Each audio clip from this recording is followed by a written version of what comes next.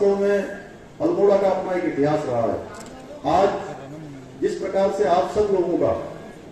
मैंने यहाँ प्रेम देखा, जिस प्रकार का स्नेह देखा, मैं अभिभूत हूं। और जिस गर्मजोशी से और जितने उत्साह से आप सब लोगों ने यहाँ पर हम सभी लोगों का यहाँ पर स्वागत किया है, अभिनंदन किया है, मैं भी हृदय की गहराइयों से आपका अभिनंदन करना चाहता हूँ, आपका स्वागत करना चाहता हूँ। जन आशीर्वाद रैली निश्चित रूप से ये एक हम सब लोगों ने तय किया है कि आप सबके बीच में आकर, क्योंकि जितना जैसा आदमी अजय भट्ट जी ने कहा, मदन कौशिक जी ने कहा कि भारतीय जनता पार्टी और मोदी जी ने 2014 के बाद जब से सरकार में आए तब से जितने काम किए हैं, अगर हम उसकी तुलना करेंगे तो भूतो न भविष्यति। मेरे से पत्रकार मित्र पूछते हैं कि आप क्या लेकर जाएंगे जनता के बीच में, आपका क्या प्लान है, तो मैं उनसे कहता हूं कि एक तरफ पूरे देश की आजादी के बाद आजाद भारत के अंदर जितनी सरकारें रही हैं उन सरकारों का काम, और एक तरफ मोदी जी के 7 वर्ष का काम। ये 7 वर्ष का काम कई गुना भारी पड़ने वाला है। देश की आजादी के 70 साल से ज्यादा बीत जाने के बाद देखिए, देश के अंदर लगातार 65 से लेकर 60 सालों तक, 55 से लगभग 60 सालों तक देश के अंदर एक पार्टी का शासन रहा है, और एक पार्टी में भी एक परिवार का शासन रहा है, और देश के अंदर लगातार समझौतों पर समझौते किए गए हैं, लगातार देश के अंदर तुष्टीकरण किया गया है, देश के साथ समझौते किए गए,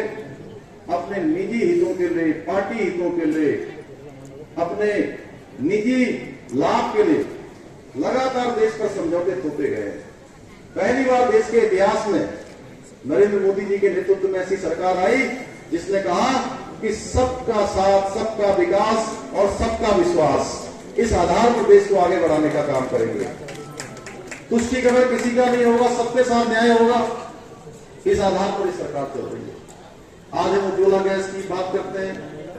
तमाम ऐसी योजनाएं, चाहे अटल आयुष्मान भारत योजना की बात करें या गरीब कल्याण अन्न योजना के तहत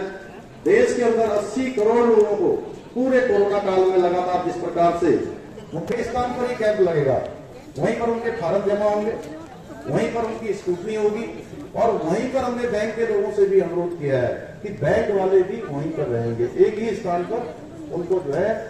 सारी व्यवस्थाएं होंगी, फार्म भरेंगे और फार्म वहीं पर स्वीकृति हो जाएगी, कहीं उनको जाने की जरूरत नहीं पड़ेगी। पहले के समय में तमाम समय बर्बाद होता था। हमारा लक्ष्य है कि समाज के अंतिम छोर में खड़े हुए व्यक्ति तक हमारा शासन पहुंचे, हमारी सरकार पहुंचे, और जितनी व्यवस्थाएं हो सकती हैं उन व्यवस्थाओं को करना है। हमने पहले दिन अतिथि शिक्षकों का वेतन 15,000 से बढ़ाकर 25,000 रुपए करने का निर्णय किया। इसी प्रकार से जो हमारे यहाँ पर मेडिकल कॉलेजों में MBBS इंटर्न के स्टाइपेंड को 7,500 रुपए से बढ़ाकर हमने 17,000 रुपए कर दिया। संघ लोक सेवा आयोग, NDA, CDS और उसके समकक्ष लिखित परीक्षा पास करने पर जिनके परिवार में आर्थिक स्थिति ठीक नहीं है, उसके आधार पर साक्षात्कार की तैयारी के लिए, यानी आगे की तैयारी के लिए उनको 50,000 रुपए की वित्तीय सहायता सरकार की तरफ से की जाएगी।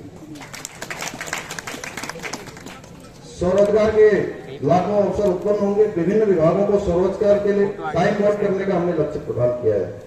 वीर चंद्र सिंह गढ़वाली पर्यटन स्वरोजगार योजना के तहत दी जाने वाली